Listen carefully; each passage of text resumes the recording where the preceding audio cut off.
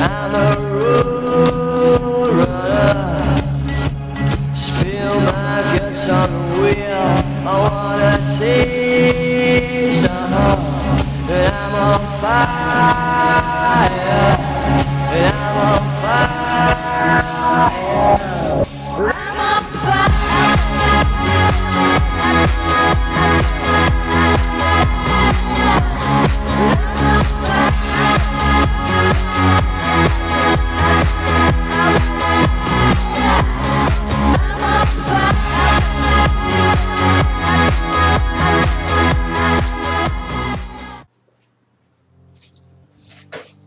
Na kągi, Anglijos Premier lyga grįžta į mūsų visų televizorių ekranus ir šiandieną padarysiu prieš sezoninę stipriausios pasaulyje lygos apžvalgą. Tikriausiai daugeliu jūsų kyla klausimas, ką šiandieną matysime apžvalgoje.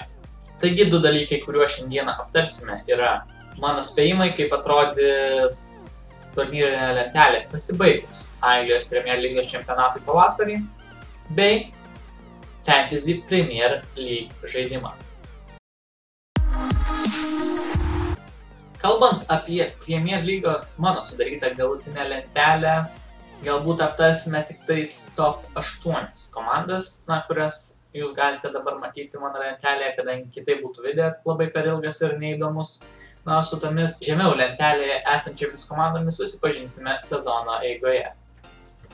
Taigi 8 vietoje yra prieš kelis sezonus čempionu tapęs Leicester klubas. Iš tiesų keli geri žaidėjai išvyko iš klubo, tačiau Leicesteris sugebėjo prisivilioti tokius žaidėjus kaip Iborra iš Sevillos. FIFA'je jis puikiai žinomas, tad manyčiau, šis žaidėjas turėtų labai stipriai pakeisti galbūt Kanté, kuris išvyko iš Chelsea praeito sezono pradžioje, kadangi Iborra taip pat yra atraminis saugas, jis yra ispanas.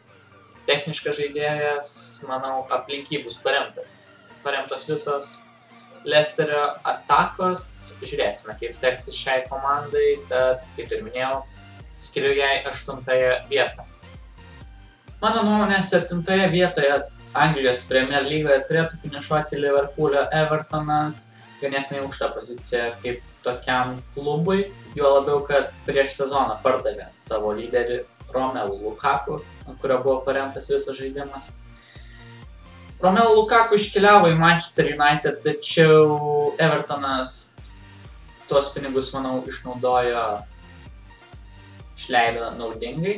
Įsigijo keletą anglų, 3 netgi, tai yra Jordaną Pickfordą vartininką iš Sunderlando, jauną perspektyvų vartininką, kuris turėtų tapti pirmas vartininkas galbūt artimiausiu metu.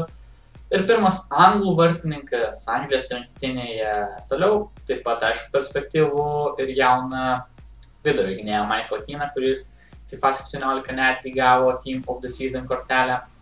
Bei, aišku, į Evertoną grįžo jų simbolis. Šiame klube karjerą pradėjęs Wayne'as Rooneys. Manchester United pasakė Rooney, kad jis jau per senas žaisti už tokį klubą kaip United, tačiau manau, Evertonas bus jam dabar puikiai vieta reabilituotis. Ir štai ką jis jau parodė Evertone prieš sezoninėme turnyre, dabar parodysiu jums. Liverpoolio Evertono saugų liniją taip pat sustiprina ir buvęs Ajaxo vidurio saugas Klaasenas, Olandas.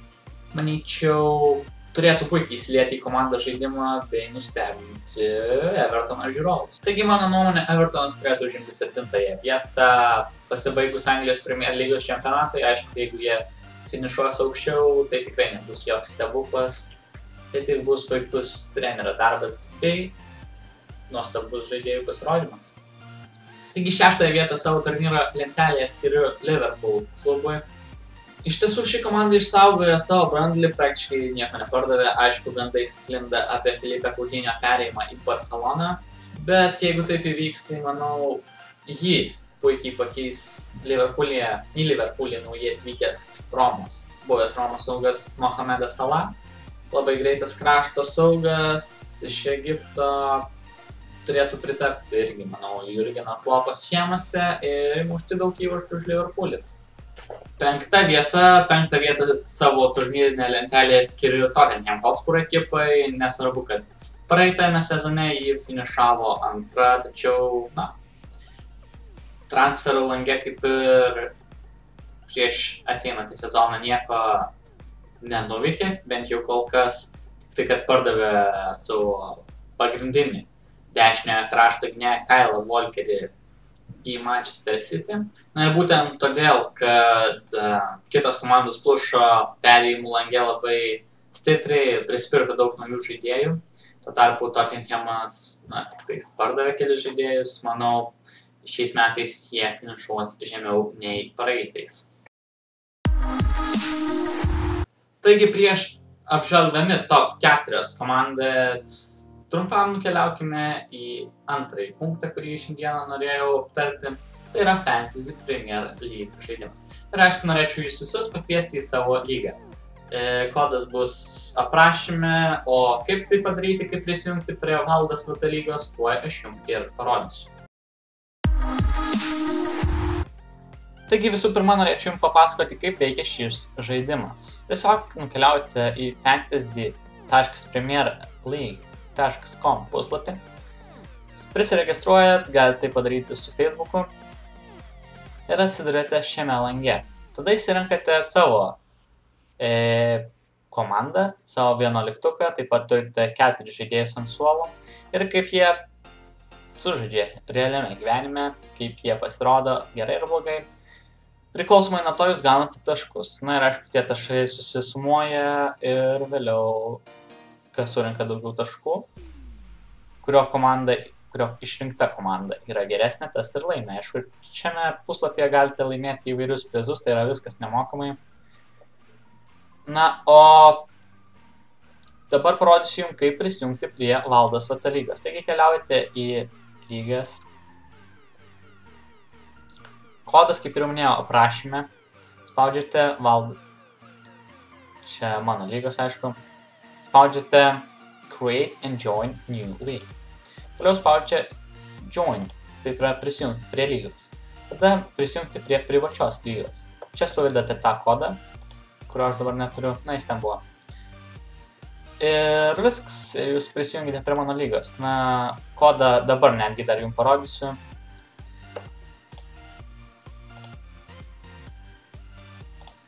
Štai yra lygos kodas. Kol kas nieks neprisijungia, tik aš, FK Danelaitis, kaip matote. Na ir sudalyvaukite kartu su manimi šiame žaidime. Dabar tęskime likusių 4 komandų apžvalgą. Taigi, 4 vietoje, mano nuomonė, turėtų likti Arsenalas, 4 vietą būtent turėtų žengti Londono Arsenalas. Tai jiem yra įprasta vieta. Ir aišku, laiptelis būtų žengtas į priekį palyginus su praeitais metais, kadangi praeitais metais jie finišavo 5 vietoje. Aišku, išsaugojo savo lyderius Mesut Ozilą, Alexis Sanchezą, taip pat įsigijo naują lyderį, kuris turėtų primušti daug įvarčių, tai yra Aleksandras Lacazettas iš Lyono. Kaip ir nieko ypatingo nepardavė. Aišku, Žirų liko komandoje, tad nežinau, ar pamatysime šiais metais Skorpion kiekus. Tikėkime, kad ne. Ir keliaukime toliau. Taigi, 3 ir 2 vieta yra labai neprognozuojamas. Jas aš įrašiau atitinkamai Manchester United bei Londono Chelsea ekipas. United, aišku, vėlgi prisipirko daug žaidėjų. Mourinho tenais pagal savo mylimą stilių prisipirko aukšto ūgių, tai yra Romelu Lukaku, ten tą švedą iš Benficos Lindelofą ir dar daug kitų žaidėjų, tačiau kol Jose Mourinho į startinę vienuolikę statys Manny Marouaną Fellaini, tol aukščiau 3 vietos nemanau, kad Manchester United pakils. Kalbant apie Chelsea, na, atliko ispanų puolėjų mainus, atsikratė galbūt Diego Costa, nepatiko Diego Costa treneriui. Į jo vietą įsigijo Juventuse prieš kelis sezonus bei praeitą sezoną Madrido Realę praleidusi Alvaro Morata. Morata vėlgi jaunas žaidėjas, perspektyvus. Manau, Chelsea suteiks daug gyvybės. Aišku, vėlgi, Chelsea šį sezoną greičiausiai skirs pagrindinį dėmesį UEFA čempionų lygai. o Anglijos Premier lygoje kartais galbūt statys silpnesnius žaidėjus, juo labiau, kai Čempionų lygoje pasieks tokius etapus kaip aštuntfinalį ir ketvirtfinalį. Dėl to gali būti, kad ir nesugebės iškovoti antrojo čempionų titulo iš eilės. Na ir galų gale atėjome prie pirmos vietos, ėjome ir atėjome, ne? Pirmoje vietoje yra kitas Mančesterio klubas, Manchester City. Galų gale Pepui Guardiolai atėjo laikas laimėti. Klubas išsaugė visą savo branduolį, taip pat nusipirko, sustiprino gynybą su Kailu Walkeriu. Jeigu dar sugebėtų įsigyti kokį vartininką šiek tiek pajėgesnį negu dabar turi, tai tuomet apskritai būtų juos labai sunku nugalėti. Puolimo grandis neįtikėtinai stipri, vidurys neįtikėtinai stiprus, gynyba taip pat jau sustiprinta, kaip ir ką tik minėjau. Tad būtent dėl šių priežasčių manau, kad Pepo Guardiolo gvardija turėtų nugalėti Anglijos Premier lygą. Taigi išgirdote mano pagristus Anglijos Premier lygos turnyrinės lentelės spėjimus. Savo galite rašyti komentaruose, aš juos visus peržiūrėsiu. Jeigu iš savo žiūrovų sulauksiu gausaus palaikymo darydamas tokius video, planuoju pasibaigus kiekvienam Anglijos Premier lygos turui atlikti panašią apžvalgą, analizę to turo.